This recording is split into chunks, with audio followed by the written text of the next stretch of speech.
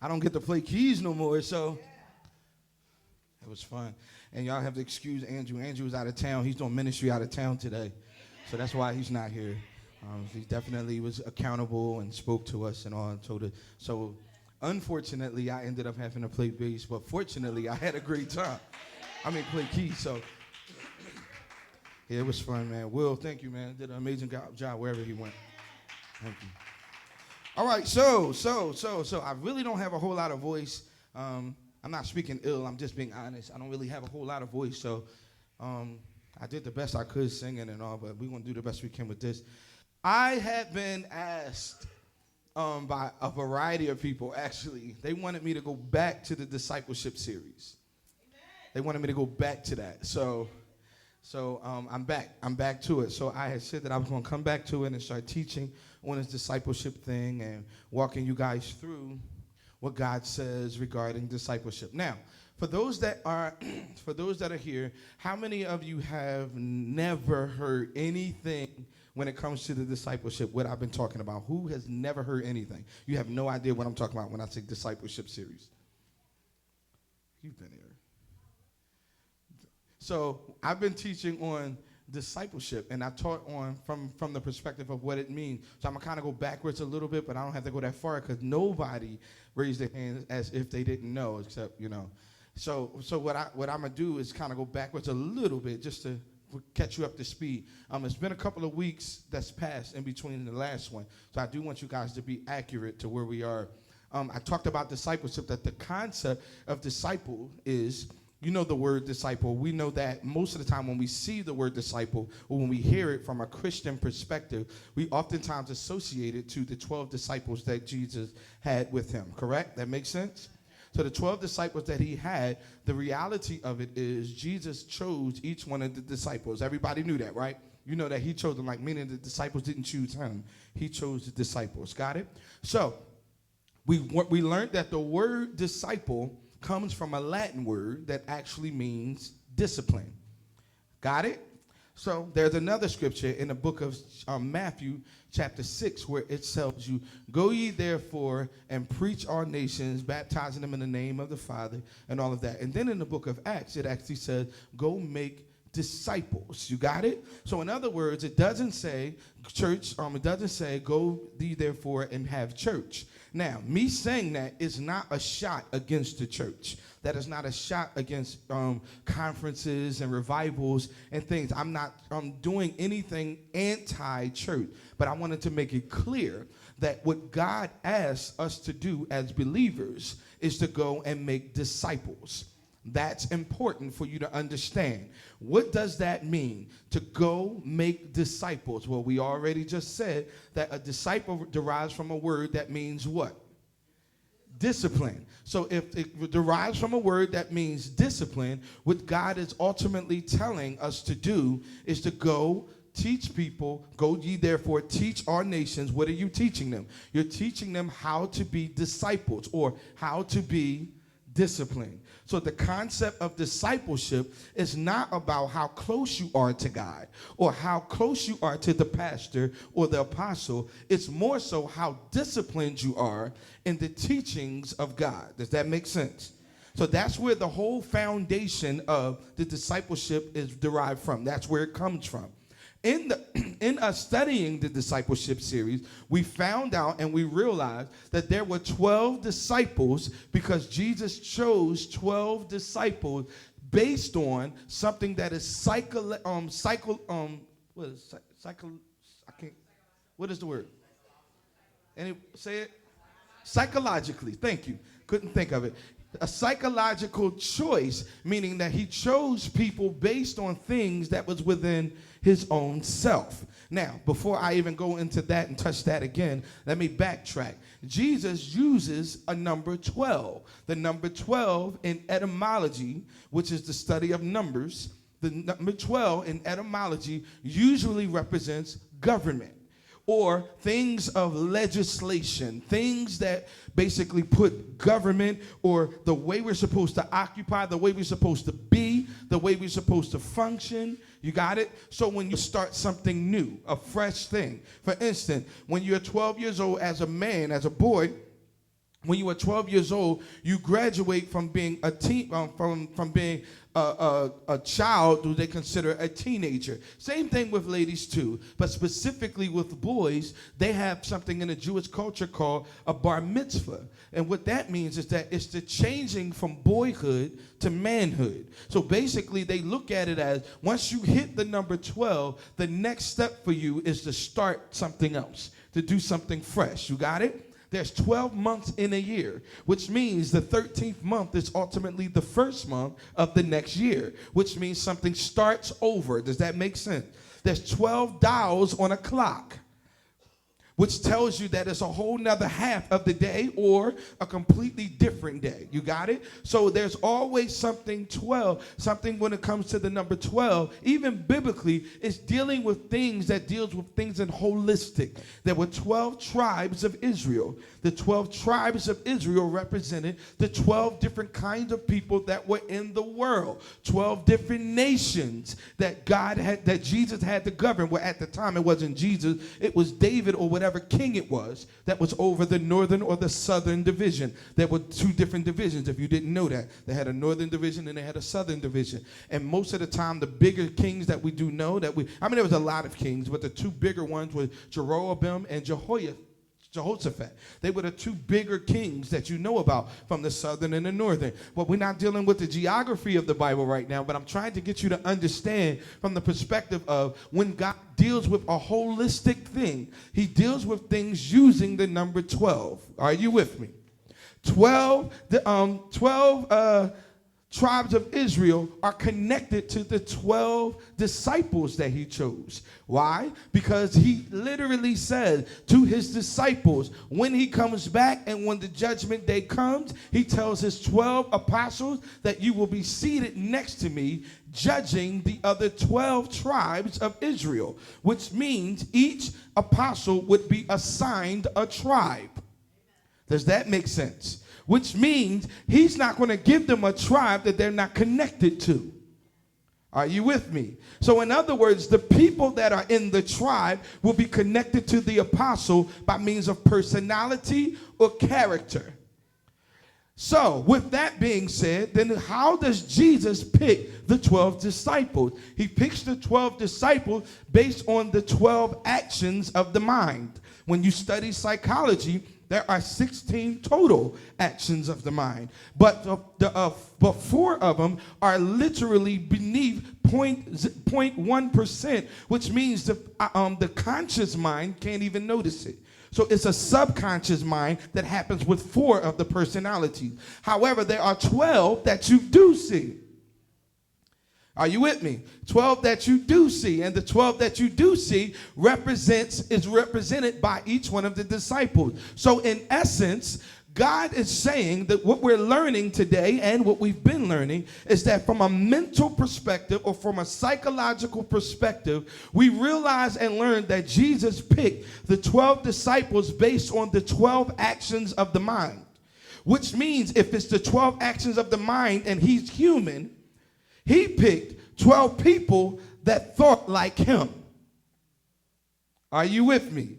Y'all quiet. I want to make sure y'all stay with me. So the reason why I'm even bringing this up, why does it even matter? It's because you have to understand that each one of the disciples are literally assigned a nation or assigned a group of people because there's a characteristic that they're stronger in, that they either dominate or they're more connected to, and they'll be able to govern people with. So in essence, each one of the disciples look like something that is in each one of us. So why are we studying the 12 disciples? Why are we studying discipleship? It's because there are actions within the disciples that can teach us how 2020 should pan out. We started with Peter, and Peter, a lot of people that know about Peter know Peter to be rambunctious, to be blunt, to be strong, and had a whole lot of zeal, and he would say what he wanted and do what he wanted. However, Peter wasn't represented by any of those adjectives that I just said. Peter was actually the disciple of faith.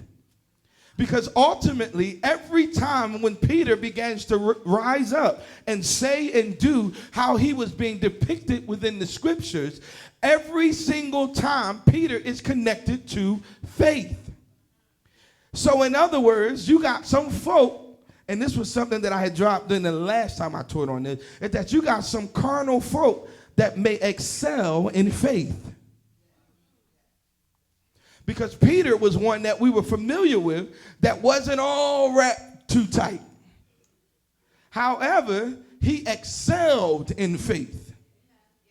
And he was greater in that area than any of the other disciples, even though he struggled, which should have given us hope. Because just because you're not good or great in an area doesn't mean God can't use you. Amen. So today I want to talk about his brother, and I did mention it last time, and I mentioned that I was going to deal with what happened next. So this one is strength. I'm going to talk about today. Andrew is Peter's brother. The Bible says that when Jesus found them, when he reached out to them, the Bible said that he saw Andrew and Peter sitting at the actual lake. And he got in the boat with them, which means he chose Andrew and Peter at the same time. Got it? But the book of John depicts it a little bit different. The book of John depicts it. Matter of fact, put up John chapter, because I didn't give them anything. Go to John chapter 1, verse 40. I'm going to show you something. John chapter 1, verse 40. It might not matter too much to you guys, but anybody that is a Bible geek, where you actually like to see things, I call them Bible geeks. You like to see it and just stuff that just like, wow, I didn't know that. And just good information to know. John, not First John, just regular John, St. John, chapter 1, verse 40. Andrew, Simon Peter's brother, was one of these men who had heard what John said and then followed Jesus. Y'all see that? So right here, already, you already are finding out that Andrew was already connected to the faith. How do we know he was connected to the faith? Because he followed John the Baptist. John the Baptist preached the Messiah is coming. So Andrew was very good and very keen on who this God was and who Jesus was. He just never met him. Now, what we found out about Peter was that when he met them at the same time. But this is just some geek stuff that's happening here. So let's go to the next verse. The first thing Andrew did was find his brother Simon. Wait, that implies Simon wasn't with him when he saw Jesus. So this ultimately proves who was the first disciple? Andrew. We have found the Messiah, which means Christ. So Andrew goes and finds Peter and tells him, hey, I found the Messiah. Why is this so crazy? It's because understanding this and then knowing the story of Peter, then that means that Peter must have understood who Christ was when he showed up and saw him on the water. Which explains why he didn't backtalk when Jesus told him to go deeper and cast it. Are you with me now? It makes sense. Because why would Peter, who the Bible said that they had fished all night long? That means this was at least a day before. This happened at least a day before. Maybe this happened and then they went to the lake and fished all night and didn't see nothing and Jesus shows up. Do you get it? You see it? And then literally Peter is hearing, because what's going to happen when you're sitting out on a lake, just you and your brother? You're going to end up talking about stuff. And he probably said, hey, yo, remember when I was telling you about that guy, Jesus? Listen, he was this and this, da-da-da. He probably was bigging Jesus up. And when Peter saw this guy walk up, Andrew probably tapped him and was like, yo, that's him. Is it making sense? I'm just trying to make it make sense. Because why outside of this, if I don't do it this way, why in the world would a random person walk up to another random person, tell them I'm getting in your boat without your permission, and tell you how to do your job better than you? And you listen? It has to make sense. Because this explains why people in today's time don't believe the Bible or believe that God can work miracles in our everyday lives, because we don't see how it's applicable in our everyday lives. So I need to break it down so you can see how it's possible to happen in an everyday scenario. How do you have the faith to stop everything? Because what he tells them after he tells them to get the fish, I taught this one, is that the Bible does not say that the Bible said that they got in the boat. He told him to go out in the lake. He told him to cast the net. The Bible said that the fish jumped in the boat. Does it say fish or fishes? The word of the Lord is fishes, which is a word that's not even a real word. So the Bible literally created an opportunity based on your obedience. Fishes jumped in. What does fishes look like? Nowhere in grammar, because we do realize, and we've learning more about bilingual, we understanding that other languages don't really get English as much as, because English is other languages say that English is slow. Because our language doesn't make sense to the actuality. That's why things are oftentimes interpreted differently in English. I don't know if you've ever heard that before, but that's definitely the way. Like if you talk to somebody that's from Spain or somebody that speaks Spanish, they will oftentimes say you can't just use Google Translator, because it actually doesn't make sense when you try to translate it, because English is a difficult language. I don't know if y'all knew that, but now you know. It's a difficult thing. So what's happening here, let's move forward, because y'all looking at me funny. Let me just get to the point of this. So each disciple is treated, okay, I can say here. So each disciple is represented as the 12 powers of God, okay? Andrew was a disciple that represents strength. What does it mean when you say strength? The problem is we all probably, because I know when I first read this and started studying this, and I was like, okay, he represents strength. Well, how? Because I don't really know too many stories in the Bible where you see strength. And I'm saying that based on my understanding of what I think strength is. Like, where do you see multiple accounts of strength in the Bible for a person that you barely even hear anything about? And how is he the one and not Peter? Because Peter was definitely displaying evidence of strength. Well, what we think strength is. And what God started showing me is strength in our capacity for endurance. So I'm going to break down what strength is. Strength, by definition, if you're writing this down, you can write this down. Strength, by definition, it means four things. First thing, the quality or state of being strong. That's what we know it to be. How we probably already know. If somebody say they're strong, then you're saying basically the quality or the capacity that they're able to be strong. So we know you to be strong because you hold the quality to be able to be strong. Got it? So for instance, if you have a really skinny guy and you have a really big brawny guy, when you look at them and you say, which one looks stronger? You're going to pick the bigger guy, not because he looks strong. He just looks like he has the capacity to be strong. Because there are some big guys that are weak. Got it? So we'll deal with that. So, second definition, the power to resist a force. That's the second definition. It means the power to resist a force. Third definition, the degree of potency or effect of concentration on something. The degree of potency or the effect of concentration. So basically the strength of chili powder you put on your food. How much you put on it. You means you're making it more potent, or you're making it more concentrated of the seasoning versus the taste of whatever you're putting it on. You got it? Does that make sense?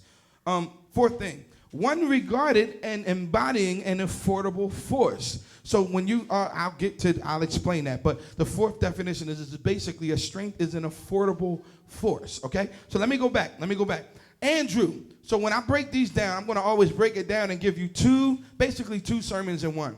I'm going to teach you who the disciples are, and I'm going to teach you what the characteristic is and how it applies to us.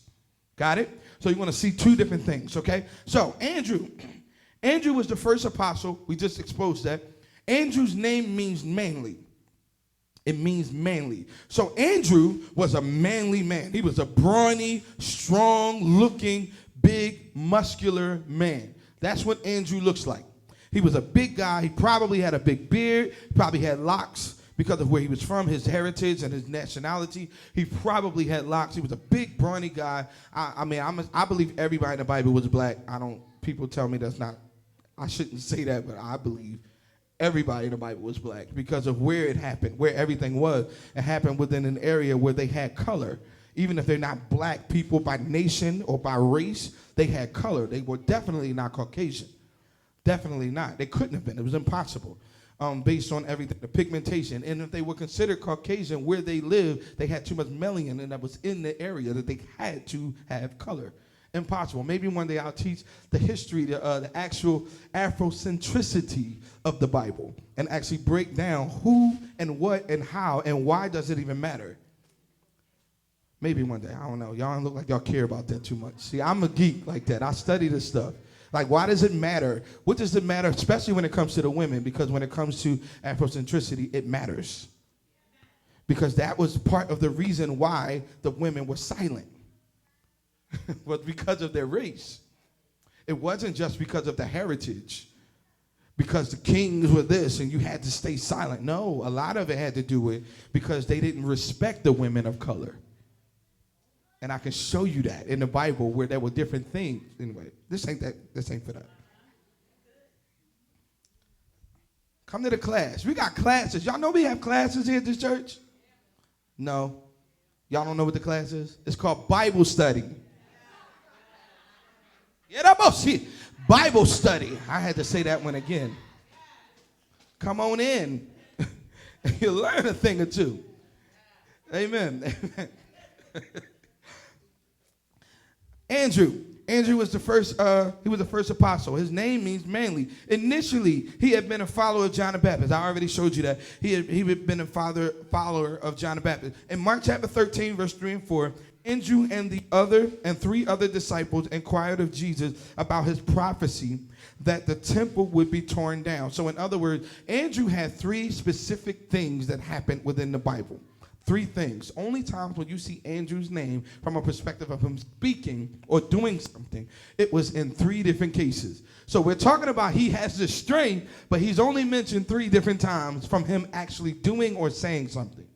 You got it? So his name was mentioned multiple times because they were just basically putting him in the characteristic and who the names of the disciples were. But as far as him actually doing something, he only had 3 things that he did. One thing is that he asked about what does it mean for the temple to be torn down. He heard about the prophecy that the temple was going to be written and torn when Jesus dies. Y'all remember that prophecy? Andrew was the one that brought that up. Why? Because Andrew is representing strength. Got it? He represents strength. Andrew is the one that will ask the questions that nobody wants to ask. Andrew was the one that was strong enough to face whatever it was that they didn't really want to face. He wasn't the one that would answer the questions, but he was definitely the one that would ask them. He wasn't afraid of confrontation. That's what that means. That's who Andrew was. In John chapter 6, verse 8 through 13, Andrew was the one that found the boy that was giving the lunch for the 5,000. Andrew was the one that found it. Why does that matter? Because he represents strength. So when God was saying, I need you to bring me something, give me something to show me that you want me to change the circumstance for these people, these multitude, and the disciples were running around with like chickens with their heads cut off. Andrew went and think about, and it's so crazy, but when you start learning and studying the Bible, you start seeing things different from the angle of everybody looks at the story as if there was only one little boy with a lunch. When you read it and you hear it, you never consider how many other kids it was. How many other people out there had lunch. And why did Andrew choose that one?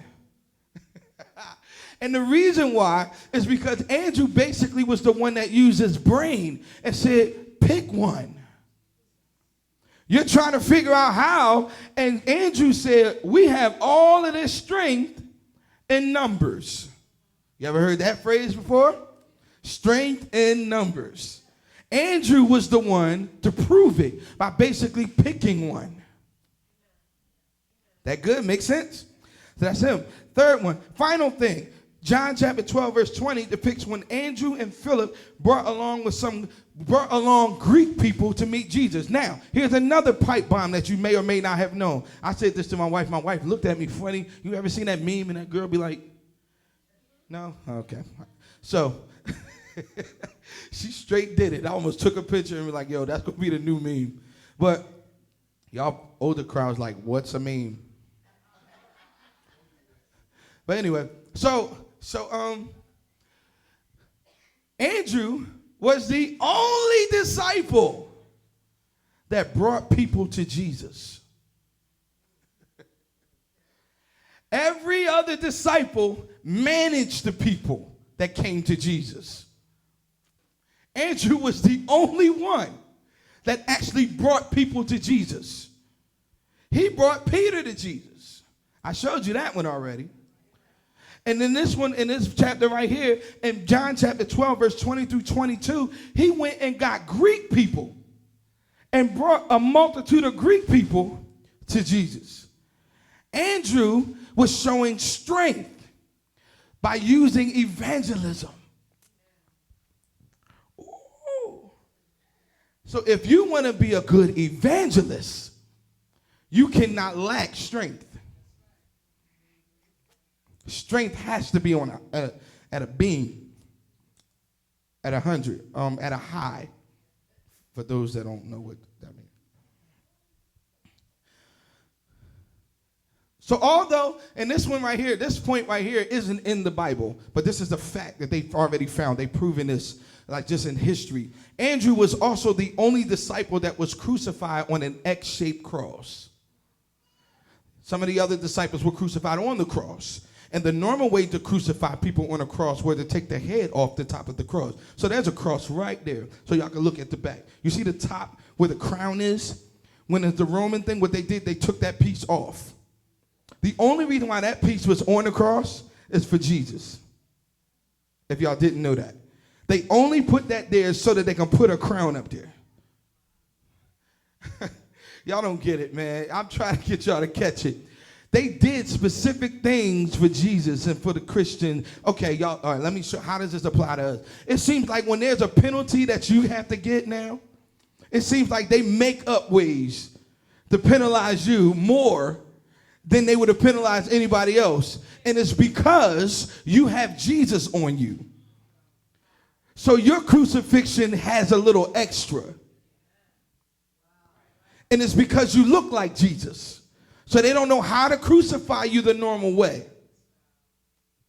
Are you with me? So in other words, if you get a normal penalty, then you don't look like Jesus. All right, I ain't got time to deal with that one either. Let's keep going. So Andrew was always bringing people to Jesus. That's what he did. So that's who Andrew was. Now, what can we get from Andrew? We talked about he has strength. We already gave you the definition. I'm going to break down the definitions again. I'm almost done. I'll give you another 10 minutes and I'm done. What does Andrew represent? He represents strength, right? So from a strength capacity, strength is the quality or state of being strong. Second definition is the power to resist a force. The third definition is it's a degree of potency or effect. Fourth definition is one regarded as embodying or an affording force. It's an affording force. So let's deal with each one. So what does it mean, the state of being strong? How can you be, deal with this strength thing? What does this have to do with anything? What does strength, how can you deal with this strength thing? Okay, so we gave you the 4 points. State of being strong. What does that have to do with you? The state of being strong, you have to ask yourself this. Do you know your capacity? So moving into 2020, you have to begin to know that moving into 2020, if I do not know my capacity, then I will not know when I'm being used or not. I will not know if people are taking advantage of me. I will not know if I'm not being used enough. I will not know because I don't really know my capacity. And this is what I want you to understand. Learn your capacity. I'm gonna give you three ways to gauge that. How do you learn your capacity? 3 ways. First way, write this down. If you ask yourself, what can you take and what won't you take? Going in 2020, you have to be able to explain that. What will you take and what won't you take? This will help you grow in strength, knowing what you will take and what you won't take. There's some stuff that you've been taking and dealing with all of 2019. And some stuff that you know you should not have been dealing with, that you've been, however, you've been dealing with this stuff all on and off, and you never tried to just sit it down and just shut stuff down or shut it off. You just kept dealing with it. Well, 2020, moving forward, you have to figure out what is it that you're going to take and what you're not going to take.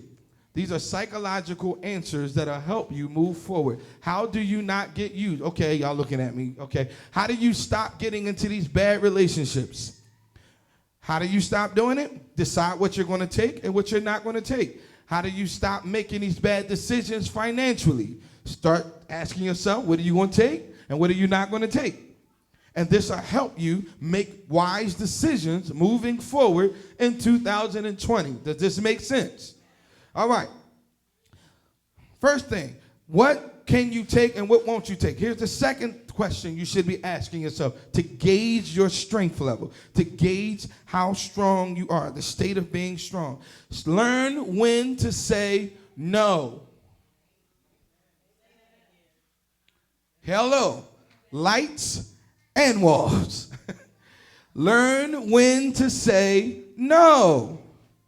Saying no is not a sin. Saying no is not a letdown. Saying no might save your own life. Learn when to say no. Now, hear me and hear me well. There are certain situations that can come that will be laid upon your circumstance, that will allow you to feel like your back is against the wall and you don't have a choice but to say yes. But understand, you always have a choice. Always. Understanding this, and I'm telling you as a person that has lived and dealt with things, even though, I'm going to tell you, what makes it difficult to say no is because you've allowed your emotions to connect to your decisions. When you allow your emotions to connect to your decisions, you have a problem hurting people's feelings or hurting your own feelings. Your emotions are connected. Let me help you. Emotions, I like how I'm going to say this. Write this down, type this, text this, caption it, status it, whatever, tweet it, everything. Emotions and choices are not dating. They do not belong together. Your choices have nothing to do with your emotions. You form your emotions after you've made choices. But when you allow your emotions to guide you in the direction of a choice, are you with me? Then you make a heartfelt decision. Heartfelt decisions hurt you when it's actually something that don't benefit you. 2020, we are not going to make heartfelt decisions on hurtful issues. No more. We're done. You got $50. I'm going to help you. You got $50 to your name. Somebody asked you for 30 of it. 30 of the dollars. Now, if it's somebody you love, you honor, and you honestly want to do stuff with, you want to sow into them, you might consider doing it because of who the person is that's asking you. Based on the connection. Here's the thing. I'm not telling you not to give it to them. I'm not telling you not to say yes. Here's the deciding factor. Does it hurt you more than help you?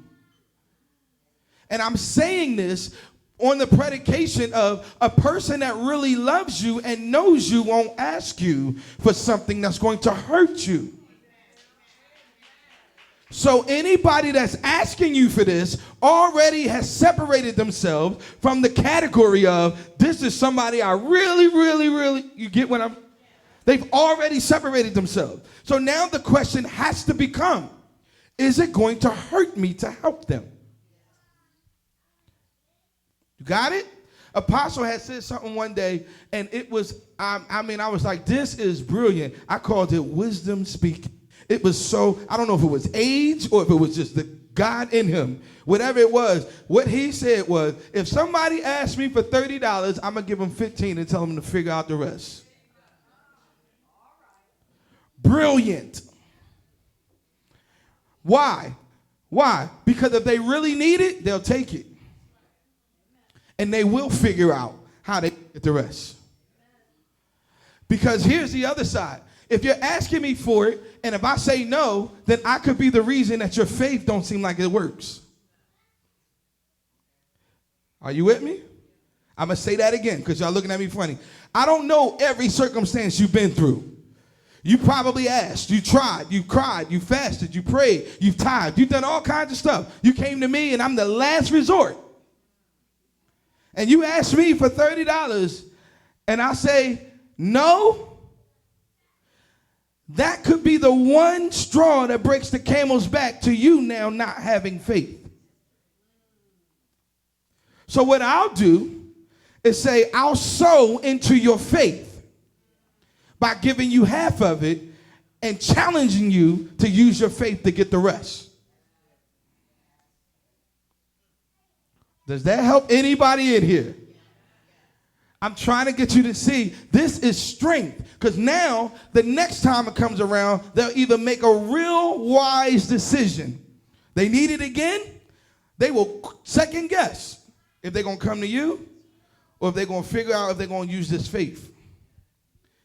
So now the question is, what you did, the way you addressed that, did it help you?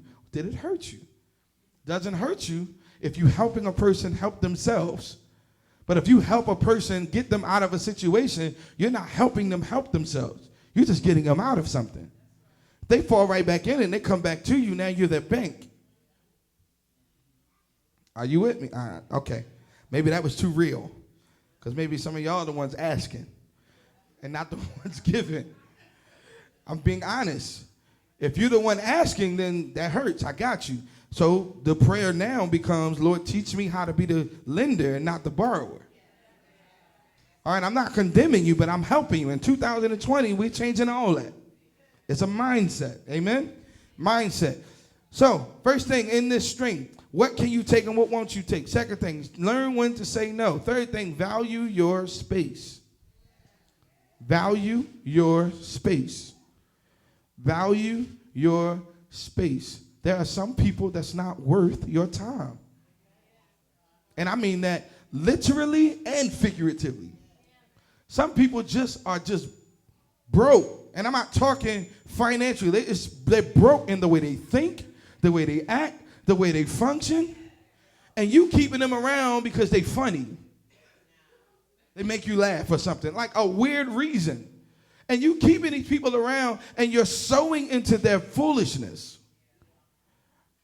But they're not worth your time. Why? Why aren't they worth your time? It's because something else or somebody else that is worth your time could take that spot and add more value to you, but you would rather keep the broke person, the person that's broken, because let me not say it broke because people are going to think money, broken person. You'd rather keep the person that's always complaining, the person that always got something negative to say, never sowing into your life, never pulling into your life, always taking from you, always criticizing you. You would rather keep that person in your life because you enjoy their company.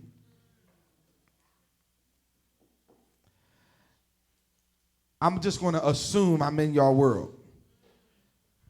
I'm just going to assume that. All this is from Andrew. Andrew gave me all this. And we ain't seen none of this in the Bible, but this is all from Andrew. He represents strength. All right, let's keep going.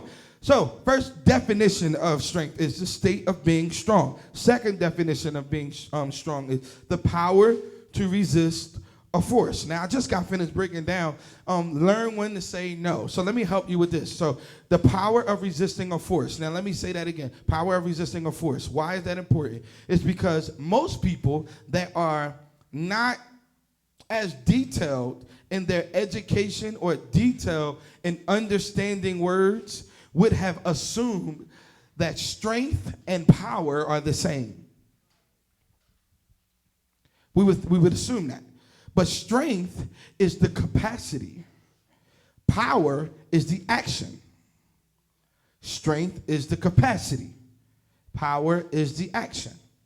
I'm going to say that in another way so you can get it. I'm giving you an illustration. Strength is the car body and the engine. But the power is the valves that cause it to have the strength, that cause it to be strong. You get what I'm saying?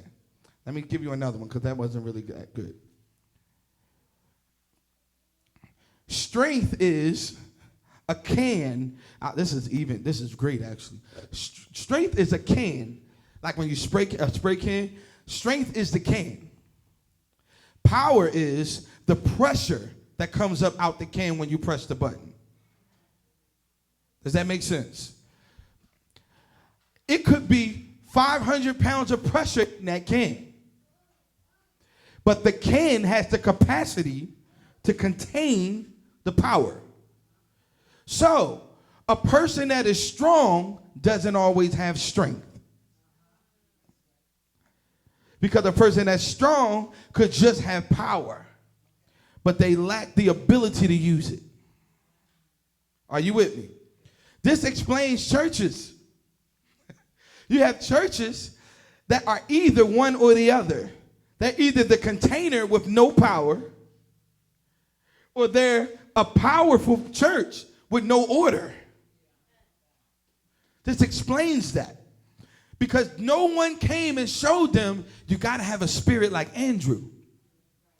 Learn how to gauge your ability, gauge your strength, value your space, value what you're doing.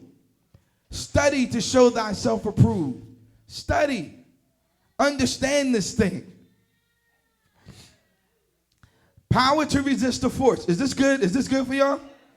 Power to resist the force. What do you mean when I say that? Power to resist the force. Because we know what it is. We already talked about strength itself. So we know we're not talking about the strength. We're talking specifically in this one, the force. Power to resist the force. You got it? So what's the force? The force is the temptations. The strength is you. You're the one that's supposed to have the strength. But the force is the thing that tempts you. Does that make sense? If I'm the one that, I'm trying to get y'all to get it. I really want you to understand this. If I'm the one that is the container, the force is what's inside trying to come out. And it's up to me as a container to push my top so if I have strength, I can control my inside. Does that make sense? That should be a good way of explaining that. So, the power to resist the force. Ask yourself, gauge yourself. Are you easily tempted? Be honest. Figure out what your temptation is and ask yourself, are you easily tempted? And be honest. You don't have to tell me, but be honest with yourself. If you're easily tempted, then you lack strength in this area. And this, moving forward in 2020, is what we have to change. Are you easily tempted? I know some people that straight up say stuff like, if you put this in front of me, it's no, I'm all the way in. Just because you put it in front, that's not really that's no self-control at all. I've heard people say, if a truck, I'm riding down the street in an armored truck, and y'all know, it busts open, whoo, oh my, and you flip. No, first thing I'm doing is looking around. Because if I get out and touch this and there's people watching, I'm going to jail. Because I can't control myself. Just because it's in front of you don't mean it's for you. Are you with me? That's the problem with people that can't keep their hands to themselves. I'm trying to help somebody. Y'all probably not touching and dabbling right here and within this church, it's with each other, but there might be somebody within this church that's touching and dabbling on somebody. And the church got quiet. Just because it's in front of you don't mean you can touch it. Hello. Lights and walls. Oh man, I'm all up in y'all world today. Some of y'all is cool because I can see some of y'all don't struggle with that. Amen. God bless you. But some of y'all, whoa. Are you easily tempted? If you are, we got issue. We got to deal with that. Are you frequently tempted? Not just easy, but are you frequent? Do you engage? Because if you easily tempted, you're probably engaging. So are you engaging and are you tempted on the regular? If so, then it's no longer an issue of you being strong. It's an issue of you desiring it now. Whatever it is. It could be weed. It could be drinking. It could, whatever. Whatever it is. If it's wrong, are you easily tempted by it? And are you doing it a lot? If so, this is the area that the enemy will use to always bring you down. Because that's your weak spot. He will always hit you where it hurts. Got it? Y'all looking at me funny. All right, let me help you. If you ever in a fight, now some of y'all tough guys, I got you. Tough guys, tough girls, I got you. You straight toe-to-toe, you'll go toe-to-toe and you'll do whatever. I'll do whatever. I'm going to make a statement and the tough people are going to be like, I don't even care. All right, so this ain't for you. The ones that's not the tough ones and the ones that understand the idea of competition, competing. When you are combating with somebody, you don't go to the strong part. You find the spot you think they're the most vulnerable. And you swing a blow. Why? Because you want to end it fast. Anybody that believe they want to be knuckling for long periods of time is lying. They're lying. The average fights will last you all of 2 minutes, if that. 10, 15 minutes, that's sibling fights. Let's be honest. Siblings will fight for a long time. They will go at it. But out in the street, that might be 2 minutes, if that. Because somebody going to break it up. Is this making sense? So, are you frequently tempted? Are you easily tempted? There's the third thing. What is in you that attracts the temptation? You do know that stuff is attracted to you. So, if you're struggling with something, let's say if it's cigarettes, what is it in you that the cigarettes are attracted to? And why is it such a struggle? If the truth be told, the reason why you're struggling is because you want to. That's a mic drop. Because if you tell the truth, break it all the way down, the reason why you won't stop, because you enjoy it too much. So what is it about you that makes you like it? What is it that makes you enjoy it? Because if you can change that, you'll lose taste for it. I said this before, a while ago. I was teaching you about sin, saying I believe that we have the ability to stop sinning. No, I'm not saying be perfect. I'm not saying that. But I believe we have the ability that we could stop doing things we don't want to do. All we have to do is cut the lifeline. Cut the lifeline of it. The desire, cut that. If you cut that area, we won't struggle as much. We might struggle somewhere else, but we're not going to struggle in that one. Because we cut the lifeline of that. You understand what I'm saying? Because sin grows, which means it's alive. So if you cut it off at the birth where it started, then you'll lose the lifeline and eventually you'll lose interest in it. Don't that make sense in theory? So if it's something you really want to stop, stop. It's that simple. But some people say, no, it's easier said than done. No, it's not. It's really simple. I'm not saying you're not going to struggle with stopping in the future. But the moment that you want to stop, you can stop by cutting it off. Apostle said something today earlier. If you know you out there loose, then pray over your lingerie.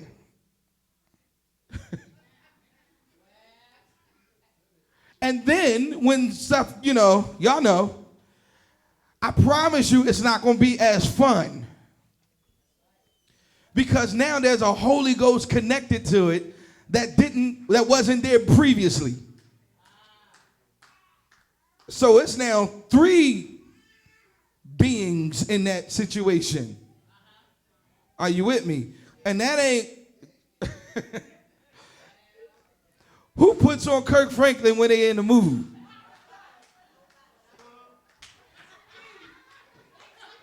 Ty Tribbett, Jawan or Beach. Who puts that on in the bedroom? So if you really want to stop something, you can stop. Find the source and anoint it. It's simple. I'm not saying you're not going to struggle along the way, but you can stop it right there. You can cut that off.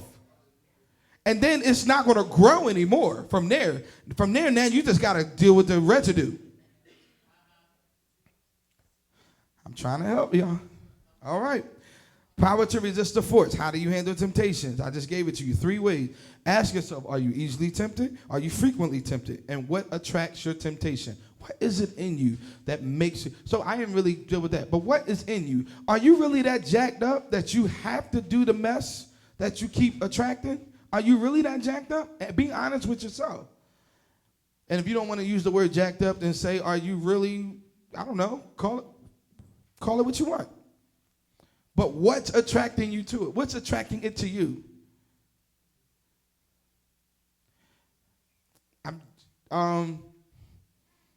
Gambling. If gambling is my thing, what's attracting me to gambling? The love of money. I can see that being a root. So if I deal with my love of money, then maybe gambling won't be as attractive anymore. That makes sense? Because that's what's attracting gambling to me, is the desire to have money or the desire to win or whatever. Call it whatever. Figure out what your thing is. If it's weed, smoking weed, how do you stop smoking weed? What's the reason why you want to smoke weed? Is it because you like how it makes you feel? If that's it, then let's figure out what could make you feel the same way without you getting high. Or not make you feel the same way, but what can take the place of it? If it's, I'm just giving you things. Call out things, whatever it is. You can fix it. And this year, we have to. We don't have a choice. First step, y'all quiet. Is this y'all all right? All right. First one, the quality of being strong. Second one is the power to resist the force. The third definition, the degree of potency. This one, I only got 1 point for this, and this is for everybody. This is specifically the millennials. Learn how to manage your filter. Learn what to say and when to say. In this millennial generation and this millennial age, it's almost like we just say whatever the first thing that comes to our mind. And I understand why you do it is because you were, number one, taught freedom of expression and freedom of speech and all of that, but you also were taught to express yourself. And I totally understand that. But the problem is strength is shown when you know when to say things and when not to say things. So in this season, we have to learn how to manage our filter, especially millennials. And I'm saying that because the millennials are what's dominating social media. And we are on social media and we say whatever we want behind the desk of a keypad.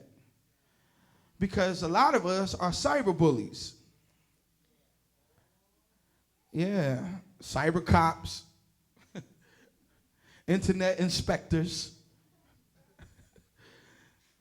Yeah, we do all that. We got so much. I called it social media security. And always saying something. You always got something to say. Somebody say something about somebody you don't like it. You'll screenshot it and send it to the person that you want them to know that this person said. All this kind of dumb stuff that we doing, it's just manage your filter.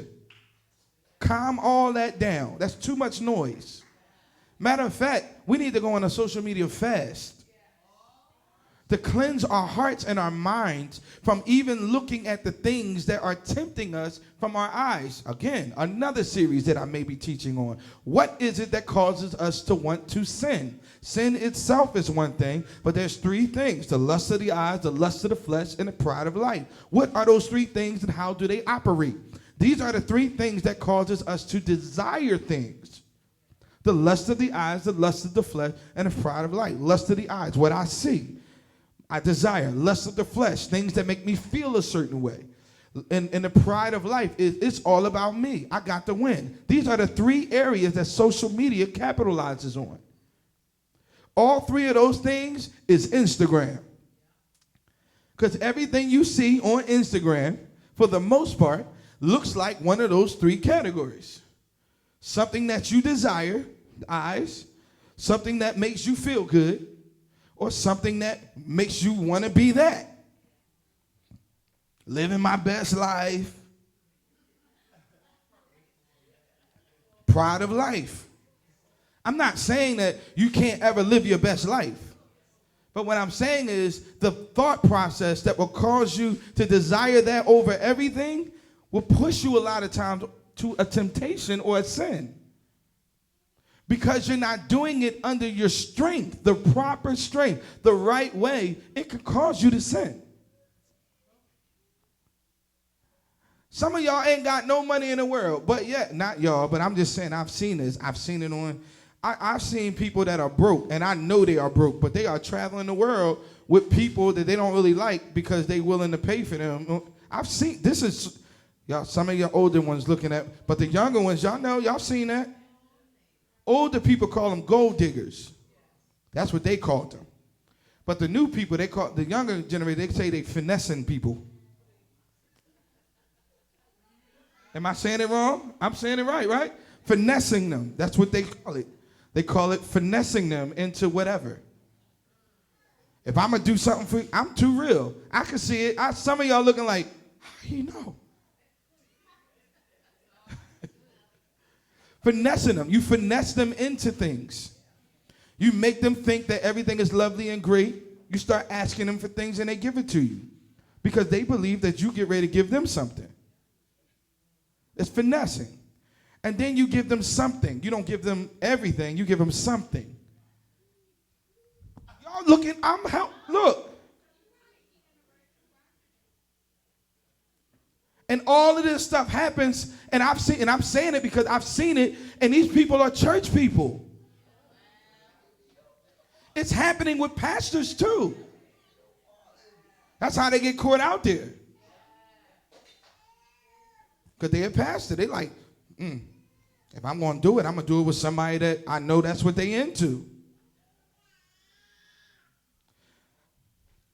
Come on, See, it's the silence that messes with me. That makes me believe that either I'm right or, or I'm right. Either I'm right or I'm really right. So what I'm saying is we got to chill with that. We got to chill with all that stuff. What attracts you? What's in you? What causes you to want to do these things? I would say just relax. Pray. Tithe. Sow. Get a job. Get your own money. That does work. I mean, even though that's happened from the beginning of time, it still works. You get a job, you make money, you buy what you want to buy, you go where you want to go. The problem is people don't do that no more because most of the millennials have a baby, have a responsibility. So now they can't enjoy life because they made bad choices. And now they made the choices that they made. Now it's a way, you have to alter the way they see things and view things so they can enjoy life. So they can't figure it out because it's too hard. So now they finesse. It's an easier way. It's an easier way to win. I can have my cake and eat it too. Older people call it gold digging.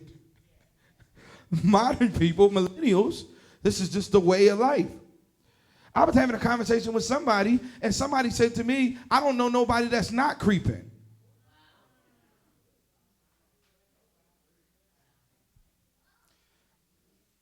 I was like, I'm not creeping. It was like, man, please. Everybody got somebody. Everybody got something. And this is the way that the millennials think. I found myself arguing with them about, and they looking at me like I'm like, yo, you crazy. You crazy. Okay, y'all looking at, all right. I probably should turn this, I should have turned the internet off. I was about to say something, and all right. I was somewhere, let's say it like that. I was somewhere that is pretty big, and it was in the gospel industry, and it was a whole lot of homosexuals there, whole lot of them. And I'm there, and I'm chilling. Me and Carol, me and my wife, we were there, and we're walking around, meeting people, talking and greeting and everything, and they were looking at me like it was something wrong with me. They meaning the broke wrist people. So they were looking at me like it was something wrong with me. And then I'm like, what's going on in all this? Carol and I both, it was like a light bulb. It was like, yo, I'm the minority. It's so normal for people to engage in sin and lifestyle that it's now odd and awkward for people to be straight and normal. I mean, people were walking right up to me. I'm standing right next to Carol, walking up to me, asking me questions, trying to get me to engage. And my wife is like, hello. And I'm like, hey, you know this is my wife, right? And they're like, oh, yeah, she cool. And then continued. It was the norm because they was like, how do you not do this? That's why I didn't want to say what it was or where it was, because, yeah. All right, so strength, state of being strong, power to resist the force. Third thing, the degree of potency. Last thing, affording force. How sincere are you? If you are an affording force, you have to gauge how sincere are you. Is there anyone that can say you love them hard? Is there anyone that can say that? You know, I don't know if anybody ever said this before. You say, when I love hard. And I'm like, I'm all the way in. Was there anybody that can say that about you? Not you say it, because you can say it all day. I love hard. And somebody be like, I don't know about, maybe it's just me then. Maybe it's just me they don't like or whatever. Is there anybody that could say you love hard? Is there anybody that can validate your strength? Or is there anybody that when they think of you, they see in synonym, or they see like literally like synonymous for your name, support? If there is, then you're strong in that area. That's a strong area in your life. But if not, every last one of us should become somebody's support system. Every last one of us. Because now understanding what this is, because I'm pretty much done. So now understanding what this is, when you hear us sing a song, you are my strength. Now you understand what we're actually saying. We're saying, God, you are the state of being strong. You are my capacity. It's what you are. You are my power to resist any force. You are also my degree of potency. You are the reason I'm able to do what I want to do, because I can't say what I want, but I can say it to you. You are also my affording force. In other words, you are my support system. This is what it means. So if you ever decide to be somebody's strength, these are the 4 characteristics you have to excel in. Does this help you at all today? Excelling in strength does mean you support people. It does not mean you're powerful. It just means you support. You're supportive. You're able to help a person get from one point to the next without you falling or putting yourself in a situation that you are in a worse, like, you know what I'm saying, a worse situation. You should be able to do that. That's the way it works. Amen? I pray you guys receive something from that today. It was an easy word for me to give. I believe in my personal stance when I read this, I believe that I pretty much am okay, because I'm being honest with myself. Even when I'm reading it and studying it myself, I had to gauge myself. And I'm like, I think I do pretty all right with this. I may not be doing this for everybody, which is my now goal. I need to become this for more people and not just the one that I can just think of right now off the top of my head. This should be more people, because in 2020, the way God is moving, I do believe more people are going to show up. More situations are going to happen.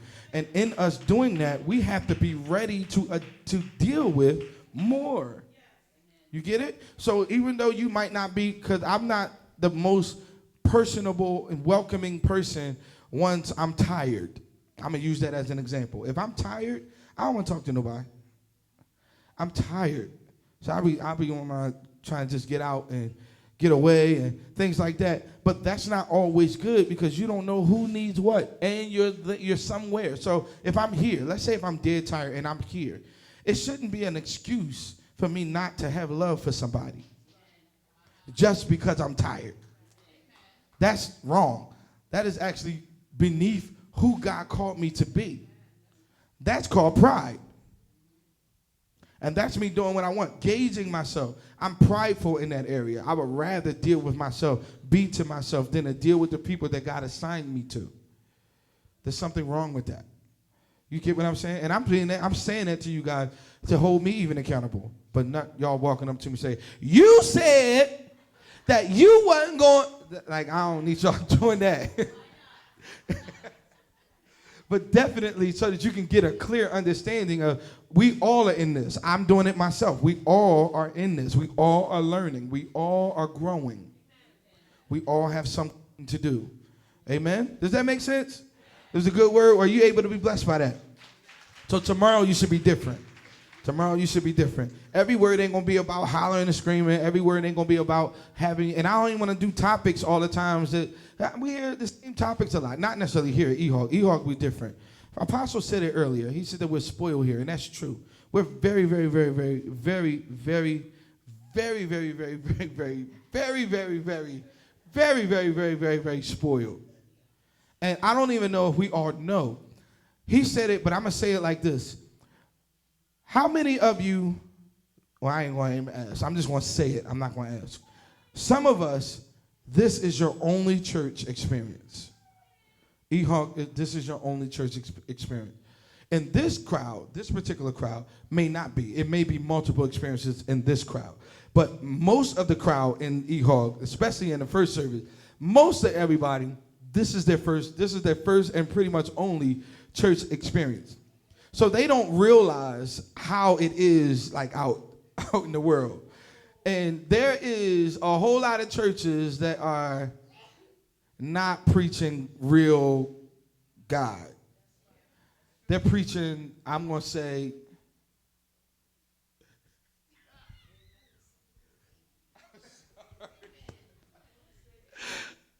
they're preaching, that was hilarious. They're preaching surface.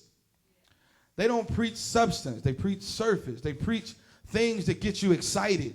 They preach things that tell you things that you've heard before. I've even been in churches where they actually told the pastor what to preach. What they've said, teach us on this topic and stuff like that. And I do understand if the pastor asks, like, what would you need or something like that. I understand that. But if you're not, and I've actually seen that with people. I was playing at a church once and somebody literally yelled it out. I'm sick of hearing this. Tell me about something else. I've heard that before. And I mean, people ratchet, man. So y'all, I don't know if you guys are all clear about what you get. The level of word that's here doesn't match what it looks like in here all the time. The level of worship that is here doesn't always match what it looks like in here. And I'm telling you that because if we were to take, I'll give you an example. I'm going to give you an example. And I'm not going to be arrogant or anything, but I'm going to walk in the same boldness and confidence that Apostle was walking in earlier. Because Apostle was straight telling people off this morning. But I'm not going to tell y'all off. But if you took this praise team, this band, and put us on an all-nation stage, oh, you could turn that off. It's off, right?